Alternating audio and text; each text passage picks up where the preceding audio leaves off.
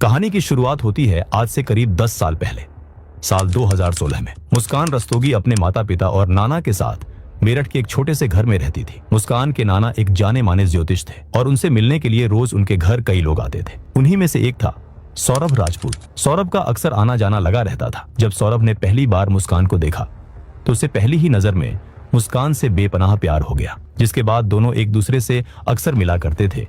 धीरे धीरे दोनों के बीच प्यार बढ़ने लगा। मुस्कान भी सौरभ से प्यार करने लगी और इसके बाद दोनों ने एक दूसरे के साथ जिंदगी बिताने का फैसला कर लिया। लेकिन हर प्रेम कहानी की तरह यहाँ भी मुश्किलें थीं। दोनों के ही परिवार इस रिश्ते के सख्त खिलाफ थे, पर सौरभ का प्यार मुस्कान के लिए बहुत गहरा था। साथ ही मुस्कान भी सौरभ से बहुत प्यार करती थी, जिसके बाद दोनों ने ही अपने परिवार के खिलाफ जाकर मार्च 2016 में दोनों ने भागकर कोर्ट मैरिज कर ली। कुछ समय बाद जब चीजें शांत हुईं, तो दोनों के परिवार भी मान गए। शादी के बाद सौरभ मुस्कान को अपने परिवार के साथ रहने के लिए ले गया, जिसके बाद सौरभ, मुस्कान और सौरभ के माता पिता साथ में रहते थे। सौरभ पेशे से एक मर्चेंट नेवी था, जिसके चलते उसे अक्सर देश से बाहर समंदर में रहना पड़ता था, जिसकी वजह से शादी के बाद वो अपने काम के लिए विदेश चला गया। लेकिन सौरभ के जाने के बाद घर में मुस्कान और सौरभ के माता पिता के साथ उसके रोज झगड़े होते थे। मुस्कान हर रात अपने पति सौरभ को कॉल करके रोती थी और कहती थी कि उसके माता पिता उसे रोज टॉर्चर करते हैं। सौरभ वहां परेशान रहता था। उसे लगा कि उसके माता पिता शायद मुस्कान को आज भी एक्सेप्ट नहीं कर पाए। एक दिन मुस्कान ने सौरभ से रोते हुए कहा कि मुझे इनके साथ नहीं रहना। ये बात सुनकर सौरभ ने एक फैसला किया। सौरभ मुस्कान से इतना प्यार करता था कि वो नहीं चाहता था कि उसकी पत्नी को कोई तकलीफ हो। इसीलिए शादी के 6 महीने बीतने के बाद सौरभ ने फैसला किया कि वो जॉब छोड़कर वापस अपने देश भारत आएगा। वापस आने के बाद मुस्कान और सौरभ ने फैसला किया कि वो दोनों एक किराए का घर लेकर अलग रहेंगे। सितंबर 2016 में दोनों ने मेरठ के ब्रह्मपुरी इलाके में एक किराए के मकान में रहने लगे। 3 साल के बाद साल 2019 में उनकी जिंदगी में एक बहुत बड़ी खुशी आई। उनकी बेटी पीहू का जन्म हुआ। चीजें सही चल रही थी, लेकिन धीरे धीरे सौरभ को फाइनेंशियल प्रॉब्लम्स आने लगी। एक पिता बनने के बाद सौरभ की जिम्मेदारियां बढ़ गई थी। इसीलिए अपने परिवार को एक बेहतर जिंदगी देने के लिए सौरभ 2023 में अपने एक दोस्त के साथ लंदन चला गया। वहां उसने एक मॉल की बेकरी शॉप में नौकरी करना शुरू कर दिया। सौरभ हजारों मील दूर एक अनजान देश में दिन रात मेहनत कर रहा था। वह वीडियो कॉल के जरिए अपनी पत्नी और बच्ची से बात करता था और अपना मन बहला लेता था। उसे लगता था कि उसकी ये मेहनत एक दिन उसके परिवार के काम आएगी। सब कुछ नॉर्मल चल रहा था। पीहू बड़ी होकर स्कूल जाने लगी थी। मुस्कान और सौरभ एक दूसरे से रोज बात किया करते थे। फिर जाके लगभग 1 साल के बाद 24 फरवरी 2025 को सौरभ अपने देश अपनी बीवी और अपनी बेटी से मिलने आता है। सौरभ अपनी बेटी और अपनी पत्नी का जन्मदिन मनाने आता है। 28 फरवरी 2025 को सौरभ ने अपनी बेटी पीहू का 6वां जन्मदिन मनाया। तीनों लोग बेहद खुश थे। 3 दिन बाद यानी 3 मार्च 2025 को जैसे ही उनकी बच्ची पीहू के 2nd क्लास के एग्जाम खत्म हुए, तो मुस्कान पीहू को उसकी नानी यानी अपने माता पिता के घर यह कहकर छोड़कर आई कि वो सौरभ के साथ 4 मार्च की शाम को शिमला घूमने जा रही है। सौरभ रोज अपने पेरेंट्स के घर से ही रात का खाना लाता था। इसी वजह से जब 4 मार्च की शाम को सौरभ घर नहीं आया, तो उसके भाई राहुल ने सौरभ से डिनर के बारे में पूछने के लिए कांटेक्ट किया। तो उनके पास सौरभ का मैसेज आया कि वह मुस्कान के साथ बाहर घूमने निकल गया है और कुछ दिन बाद लौटेगा। 2 दिन बाद 6 मार्च को सौरभ की बहन का सौरभ से मिलने के लिए मैसेज आता है। इस पर सौरभ उन्हें भी बता देता है कि वो मुस्कान के साथ बाहर गया है और होली के बाद वापस आएगा। बहन ने पूछा कि उसने अपनी बेटी पीहू को साथ क्यों नहीं लेके गया, तो उसने व्हाट्सएप पर ही बताया कि वो जहां है वहां 10 डिग्री सेल्सियस टेम्परेचर है, इसलिए पीहू की तबीयत बिगड़ने का रिस्क था। शिमला मनाली घूमते हुए सौरभ मुस्कान के साथ अपने फोन से फोटोज भी शेयर करता जा रहा था। होली के अगले दिन बहन ने सौरभ से मिलने के लिए उसे फिर से पूछा कि वह कब लौटेगा, तो सौरभ का मैसेज आया कि उसे एक पार्टी में जाना है, इसलिए उसे खुद नहीं पता कि वह कब तक लौटेगा। सौरभ और मुस्कान ब्रह्मपुरी के जिस घर में रेंट पर रहते थे, वहां के मकान मालिक का मुस्कान के पास कॉल आता है। मकान मालिक को उस घर का रिनोवेशन करवाना था, इसलिए उसने मुस्कान से घर खाली करने को कहा। मुस्कान ने बताया कि वो और सौरभ साथ में वेकेशन पर गए हुए हैं और लौट कर आने पर वह घर खाली कर देंगे। इसके बाद 17 मार्च को जब मुस्कान हिमाचल से जब वापस आती है, तो अगले दिन 18 मार्च को सामान शिफ्ट करने के लिए एक लोडर भाड़े पर बुक करती है और सामान ढोने के लिए 2 मजदूरों को बुलाती है। घर के अंदर एक कमरे में नीले रंग का ड्रम रखा होता है, जिसे मुस्कान उन 2 मजदूरों से उठाकर लोडर में रखने को कहती है। वो ड्रम इतना ज्यादा भारी होता है कि कड़ी मशक्कत के बाद भी उठ नहीं रहा था। जब ड्रम टस से मस नहीं होता है, तो वह मजदूर मुस्कान से पूछते हैं कि इसमें ऐसा क्या है जिस पर वह कहती है कि इसमें कबाड़ का सामान है। लेकिन इस बीच उन मजदूरों से गलती से उस ड्रम का ढक्कन खुल जाता है और एक अजीब सी तेज बदबू बाहर आती है। यह बदबू इतनी स्ट्रांग थी कि वहां एक पल को खड़ा होना मुश्किल था, इसलिए वह दोनों मजदूर काम छोड़कर भाग खड़े होते हैं। इसके बाद जैसे ही मकान मालिक मुस्कान को बुलाता है तो मुस्कान वहां से भाग चुकी थी और वो सीधे अपने माता पिता के घर जाती है। मुस्कान बेहद ही डरी हुई हालत में होती है। जब मुस्कान के पिता पूछते हैं कि सौरभ कहाँ है, तो इसके बाद जो मुस्कान कहने वाली थी वो सुन के मुस्कान के घर वालों के पैरों तले जमी खिसक जाती है। मुस्कान फूट फूट कर रोने लगती है और कहती है कि सौरभ अब इस दुनिया में नहीं है। सौरभ को उसके परिवार वालों ने मार डाला है क्योंकि वह सौरभ पर मुझे डिवोर्स देने का प्रेशर डाल रहे थे, पर वह मुझसे इतना प्यार करता था कि वह उन्हें मना कर देता है और इसी कहासुनी में वह सौरभ का कत्ल कर देते हैं। इधर मुस्कान अपने घर में दिल दहलाने वाले खुलासे कर रही होती है कि उधर वो दोनों मजदूर सीधे पुलिस चौकी पहुंचते हैं और पूरा किस्सा बताते हैं। पुलिस तुरंत ही सौरभ के घर पहुंचती है और कमरे के अंदर पहुंच जाती है, जहां उन्हें यह नीला ड्रम मिलता है, जिसे खोलते ही सीमेंट से भरे ड्रम से गंदी बदबू फैलने लगती है।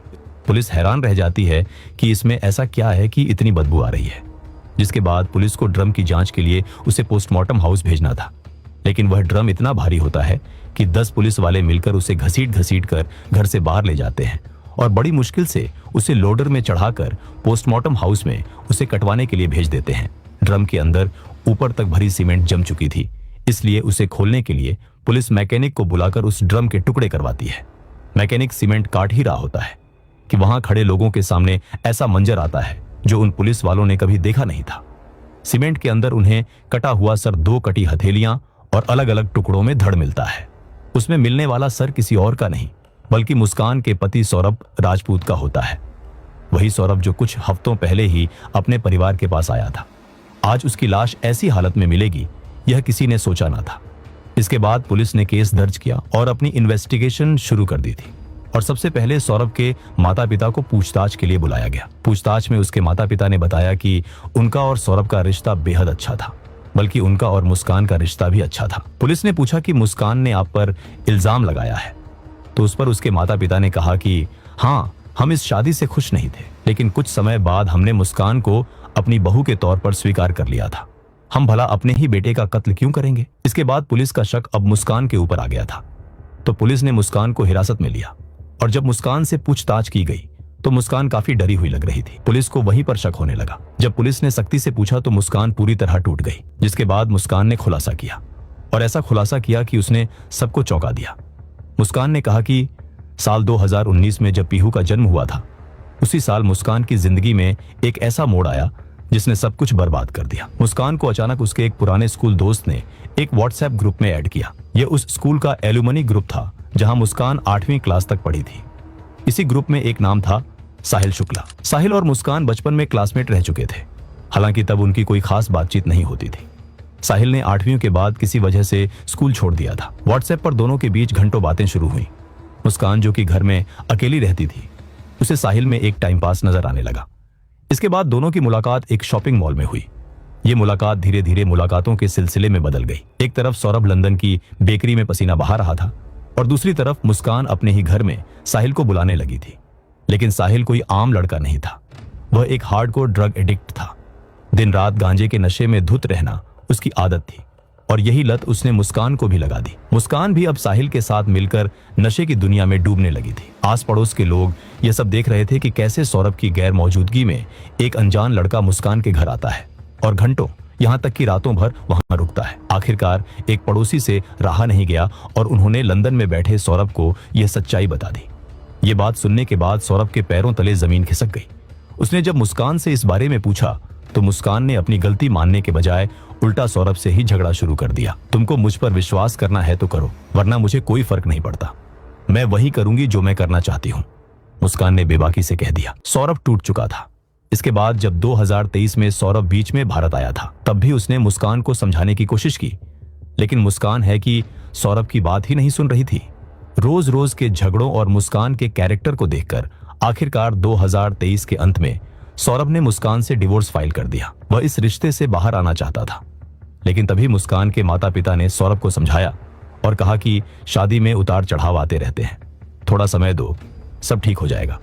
और पीहू के बारे में भी जरा सोचो। अपनी छोटी सी बच्ची पीहू का चेहरा देखकर सौरभ का दिल पिघल गया। एक पिता अपनी बच्ची को टूटते हुए घर में नहीं देख सकता था। उसने डिवोर्स की प्रक्रिया रोक दी और मुस्कान को एक और मौका देने का फैसला किया। लेकिन यह सौरभ की जिंदगी की सबसे बड़ी गलती थी। सौरभ के लंदन वापस जाते ही मुस्कान फिर से आजाद हो गई। साहिल का उसके घर आना जाना फिर से शुरू हो गया। दोनों का रिश्ता अब सिर्फ नशे तक सीमित नहीं था, बल्कि वो दोनों एक दूसरे के प्यार में पड़ चुके थे। साहिल अपनी जिंदगी में एक बहुत बड़े सदमे से गुजरा था, उसकी मां की मौत। साहिल अपनी मां से बहुत प्यार करता था और उनके जाने के बाद वह पूरी तरह टूट चुका था। इसी दुख से भागने के लिए उसने नशे और अंधविश्वास यानी काला जादू का सहारा लिया था। साहिल अपने कमरे की दीवारों पर तांत्रिक सिंबल्स, खून से सने ड्रैगन और शैतान की तस्वीरें बनाता था। हर तरफ 666 लिखा होता था, जिसे शैतान का नंबर माना जाता है। मुस्कान, जो कि एक बेहद चालाक और मैनिपुलेटिव औरत थी, वो साहिल की इस दिमागी कमजोरी को समझ चुकी थी। मुस्कान ने वो किया जो एक शैतानी दिमाग ही सोच सकता है। उसने स्नैपचैट पर एक फेक अकाउंट बनाया और उस अकाउंट का नाम रखा साहिल की मरी हुई मां के नाम पर।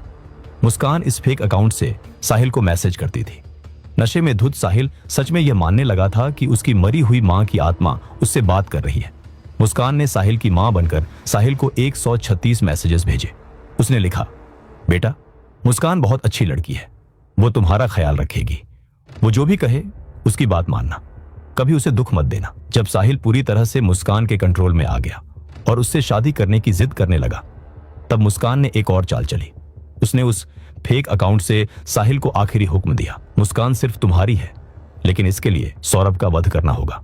ध्यान दीजिए इस शब्द पर, वध, मर्डर नहीं, हत्या नहीं, वध, क्योंकि साहिल को मुस्कान की तरफ से यकीन दिलाया गया था कि वह कोई जुर्म नहीं बल्कि एक शैतानी और तांत्रिक अनुष्ठान कर रहा है। नवंबर 2024 में सौरभ ने लंदन से मुस्कान को फोन करके बताया कि वह अगले साल फरवरी में घर आ रहा है। यह खबर सुनते ही मुस्कान के होश उड़ गए। उसे लगा कि अब उसकी आजादी छिन जाएगी, वह साहिल से नहीं मिल पाएगी। बस यहीं से सौरभ की मौत का काउंटडाउन शुरू हो गया। 22 फरवरी 2025। सौरभ के भारत लौटने से ठीक 2 दिन पहले मुस्कान एक डॉक्टर के पास गई और डिप्रेशन और एंजाइटी का बहाना बनाकर नींद की गोलियां लिखवा ली। लेकिन वो गोलियां काफी नहीं थी। मुस्कान ने इंटरनेट पर हैवी स्लीपिंग पिल्स सर्च की, डॉक्टर के पर्चे पर अपनी ही राइटिंग में उन दवाओं का नाम लिखा, पर्चे की फोटो खींची और मेडिकल स्टोर से भारी मात्रा में नींद की गोलियां खरीद ली। इसके बाद वह शारदा नगर के एक बाजार में गई। वहां से उसने चिकन काटने का बहाना बनाकर 800 रुपये में 2 बड़े चाकू, एक उस्तरा और बड़े बड़े पॉली बैग्स खरीदे। 24 फरवरी 2025 को सौरभ 2 साल बाद अपने घर मेरठ लौटा। वह बहुत खुश था। अगले दिन यानी 25 फरवरी को मुस्कान का जन्मदिन था और 28 फरवरी को उसकी प्यारी बेटी पीहू का 6वां जन्मदिन। 25 फरवरी मुस्कान ने अपनी पहली कोशिश की। उसने सौरभ की ड्रिंक में वो नींद की गोलियां मिला दी, लेकिन किस्मत से उस दिन सौरभ ने वो ड्रिंक पी ही नहीं। मुस्कान का पहला प्लान फेल हो गया, पर वह हार मानने वाली नहीं थी। उसने एक नई तारीख चुनी, 3 मार्च 2025। 3 मार्च की शाम पीहू के स्कूल के एग्जाम खत्म हो चुके थे। मुस्कान ने चालाकी से पीहू को उसकी नानी के घर यह कहकर छोड़ दिया कि वह और सौरभ 4 मार्च को शिमला घूमने जा रहे हैं। घर में अब सिर्फ मुस्कान और सौरभ थे। रात का समय था। सौरभ अपने माता पिता के घर से अपनी पसंदीदा सब्जी लौकी का कोफ्ता लेकर आया था, जो उसकी मां ने बड़े प्यार से बनाई थी। मुस्कान ने बड़े प्यार का नाटक करते हुए सौरभ को खाना परोसा। उसी खाने में उसने वो ढेर सारी नींद की गोलियां मिला दी थी। थका हारा सौरभ, जो अपनी मां के हाथों का खाना खाकर खुश था, उसे धीरे धीरे गहरी नींद आने लगी। जैसे ही सौरभ बेहोश होकर बेड पर गिरा, मुस्कान ने तुरंत साहिल को फोन मिला दिया। कुछ ही मिनटों में साहिल भागता हुआ वहां पहुंच गया। उसके चेहरे पर एक खौफनाक सनक थी। साहिल के घर में घुसते ही मुस्कान ने वो बड़ा चाकू निकाला और साहिल के हाथ में थमा दिया। लेकिन साहिल ने वो चाकू वापस मुस्कान को दे दिया और कहा, पहला वार तुम इसके दिल में करोगी, इसका वध तुम करोगी। मुस्कान, जिसके हाथ कांपने चाहिए थे, जिसके दिल में अपने पति के लिए एक बार तो रहम आना चाहिए था, उसने बिना एक पल सोचे वो खंजर सौरभ के सीने में उतार दिया। इसके बाद साहिल और मुस्कान ने मिलकर सौरभ के सीने में लगातार 3 बार चाकू घोंपा। दर्द इतना भयानक था कि नींद की गोलियों के असर के बावजूद सौरभ को आंशिक रूप से होश आ गया। उसकी दाहिनी आंख खुल गई। कल्पना कीजिए उस भयानक दर्द की। सौरभ जिंदा था। वह अपने शरीर में उतरते खंजर के दर्द को महसूस कर रहा था, पर गोलियों की वजह से उसका शरीर लकवाग्रस्त हो चुका था। वह चाहकर भी खुद को बचा नहीं पा रहा था, लेकिन हैवानियत तो अभी बस शुरू हुई थी। सौरभ को मारने के बाद साहिल सौरभ की लाश को घसीटकर बाथरूम में ले गया। वहां उसने चाकुओं और उस तरह से सौरभ का सर उसके धड़ से अलग कर दिया। फिर उसने सौरभ की दोनों कलाइयां काट दी। बाकी बचे शरीर को उन्होंने काट काट कर 15 टुकड़ों में बांट दिया और उन टुकड़ों को बेड के नीचे स्टोरेज में छुपा दिया। और आप जानते हैं सबसे खौफनाक बात क्या थी? उसी बेड के ऊपर मुस्कान उस रात आराम से चैन की नींद सोई। रात के 3 बज चुके थे। इस समय को शैतान का समय कहा जाता है। साहिल ने सौरभ का कटा हुआ सर और उसकी दोनों कटी हुई कलाइयां एक पॉली बैग में रखी और उसे लेकर अपने घर आ गया। उसके कमरे की दीवारों पर एक उल्टा सितारा बना था जिसके चारों तरफ 666 लिखा था। वहां जंजीरों से बंधे एक शैतान की तस्वीर थी। साहिल ने वो कटा हुआ सर उस शैतान की तस्वीर के सामने एक भेंट के रूप में रख दिया और कटी हुई कलाइयां इसलिए लाया था ताकि सौरभ की हाथों की लकीरों की किस्मत पलटकर साहिल की जिंदगी में कोई श्राप न ले आए। अगली सुबह 4 मार्च, सूरज निकल चुका था। मुस्कान सुबह 9 बजे बाजार गई और गेहूं रखने का बहाना बनाकर 1200 रुपये में एक बड़ा सा नीला प्लास्टिक का ड्रम खरीद लाई। इसके बाद वह खुद जाकर बाजार से सीमेंट की बोरियां भी लाई। साहिल पॉली बैग लेकर वापस मुस्कान के घर आ गया। दोनों ने मिलकर उस ड्रम में सीमेंट का घोल बनाया और एक एक करके सौरभ की लाश के उन 15 टुकड़ों को उस नीले ड्रम में डाल दिया। इसके बाद ऊपर तक सीमेंट भरकर ड्रम को हमेशा के लिए सील कर दिया। घर में खून के छींटे और बदबू मिटाने के लिए उन्होंने होम डिलीवरी ऐप से 10 किलो ब्लीच मंगवाया और पूरे घर को ऐसे चमका दिया जैसे वहां कुछ हुआ ही ना हो। उसी दिन 4 मार्च की शाम 7 बजे घर में एक लाश को ड्रम में पैक करने के बाद मुस्कान ने अपने पति सौरभ के ही बैंक अकाउंट से 44,000 रुपये देकर एक कैब बुक की और साहिल के साथ शिमला मनाली की ट्रिप पर निकल गई, जबकि उसने अपने परिवार वालों को बताया कि वो सौरभ के साथ जा रही है।